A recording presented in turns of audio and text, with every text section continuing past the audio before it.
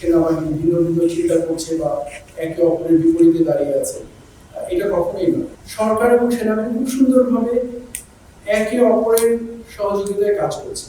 আপনাদেরকে শুধু একটু আবেদন করবো যে আমি সবসময় পূর্বে আপনাদেরকে বলেছি ইনফরমালি, আমার এক সাংবাদিক ভাই বললো আজকেও ফরমালি বা ইনফরমালি যেটাই বলে, আমি ব্যক্তিগতভাবে মনে করি আমরা সবাই একই মানসিকতা পোষণ করি।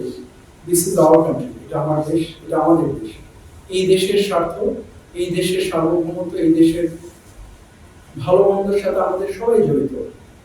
এই দেশকে ভালো রাখতে হলে আমাদেরকে রাখতে হবে। এই দেশের যদি বন্ধ কিছু হয় সেটা ভাগিদারও দায়ভারও আমরাই বহন করতে থাকি। তো আমি মনে করি না যে এই ইস্যুটা এমন একটা পর্যায়ে গিয়েছে যেভাবে এটা নিয়ে বিভিন্ন রকমের আলোচনা সমালোচনা সৃষ্টি হয়েছে। গভর্নমেন্ট এবং বাংলাদেশ আর্মি খুব সুন্দরভাবে ওতপ্রোতভাবে একে অপরের সম্পর্ক হিসাবে কাজ করছে। আমরা প্রতিনিয়তই সরকারের সাথেই কাজ করছি, সরকারের নির্দেশনা মেনে কাজ করছি। নট টু রেকর্ড, এটুকু বলতে পারি যে আমরা যখন আমাদের পরিবারের মধ্যে যেটা দেখছি মিডিয়াতে, let us not interpret in this manner, এরকম আসলে কিছু হয়নি। সরকার এবং সেনাবাহিনী খুব সুন্দরভাবে একে অপরের সহযোগিতায় কাজ করছে। সো এটা নিয়ে মিসইন্টারপ্রেট করার কোনো সুযোগ নেই। করিডোর ইস্যু অত্যন্ত স্পর্শকাতর, এটা নিয়ে বিভিন্ন রকম কথা হয়েছে। নট টু মিসইন্টারপ্রেট, আমি যখন বাংলাদেশ মিয়ানমার বর্ডার ইস্যু নিয়ে আরএসএ নিয়ে কথা বলেছি, আমি কিন্তু করিডোর শব্দটা একবারও বলেছি আমি আপনাদের, because that is a separate issue. Corridor is a separate issue. এটার সাথে বর্ডারের আরসা এবং আরএসএ যে মুভমেন্ট, তাদের যে অস্ত্র নিয়ে চলাচল, এটার সাথে কোনো সম্পৃক্ততা নেই। সো আমি যদি সামারি করি, এটুকু বলবো যে let us think very simple, অনেক কমপ্লিকেটেড না চিন্তা করে আমরা যেন এটাকে এমন ভাবে না দেখি যে সরকার সেনাবাহিনী ভিন্ন ভিন্ন চিন্তা করছে বা একে অপরের বিপরীতে দাঁড়িয়ে আছে, এটা কখনোই নয়। সংস্কার সেনাবাহিনী একই সাথে কাজ করছে এবং ভবিষ্যতেও আমরা আরো সুন্দরভাবে কাজ করে যাবো বলে দৃঢ়ভাবে বিশ্বাস করি।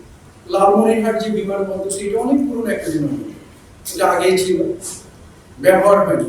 প্রয়োজনের নিরিখে সেটাকে আবার সচল করা হচ্ছে, নতুন করে কাজে লাগানোর চেষ্টা করা হচ্ছে। আপনি নিজেই বলেছেন যে ওখানে একটা ইউনিভার্সিটি করবো, এরোস্পেস ইউনিভার্সিটি হবে এবং এভিয়েশনের কর্মকাণ্ড প্রসারিত হবে।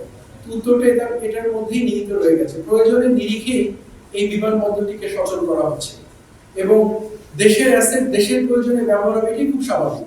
এতদিন প্রয়োজন হয়নি, ব্যবহার হয়নি, এখন প্রয়োজন পড়েছে, ব্যবহার হচ্ছে এবং তার কারণে এটাকে নতুন করে সংস্কার করা হচ্ছে, কলেবর বৃদ্ধি করা হচ্ছে, সেখানে নতুন কর্মকাণ্ড পরিচালনা করা হবে। চীন এই বিমানবন্দর ব্যবহার করবে কিনা, কবে ব্যবহার করবে, ব্যাপারে কোনো তথ্য আমার কাছে নেই। এটুকু আশ্বস্ত করতে পারি, দেশের নিরাপত্তা বিঘ্নিত হয়, দেশের স্বার্থ বিঘ্নিত হয়, এরকম কোনো কর্মকাণ্ডে কোনো দেশকে অনুমতি দেওয়া বা সম্পৃক্ত করার ব্যাপারে নিশ্চয়ই সরকার ভেবে দেখবেন এবং সে ব্যাপারে পদক্ষেপ গ্রহণ করবেন। আমি মনে করি না কোনো সরকার কোনো কিছু চিন্তা না করে কোনো পদক্ষেপ গ্রহণ করবে। সো এখনো যেহেতু বিষয়টা সামনেই আসেনি, আমার জানাও ছিল না, আপনার কাছ থেকে জানতে পেলাম, তো আমি এটুকু বলতে পারি যে নিরাপত্তা স্বার্থ বিঘ্নিত এরকম কোনো কর্মকাণ্ডে কাউকে সম্পৃক্ত করার আগে নিশ্চয়ই সরকারি সংস্থাগুলো এটা বিবেচনায় নেবেন, ভেবে দেখবেন, এটা নিয়ে মূল্যায়ন করবেন, তারপর সিদ্ধান্ত গ্রহণ করবেন।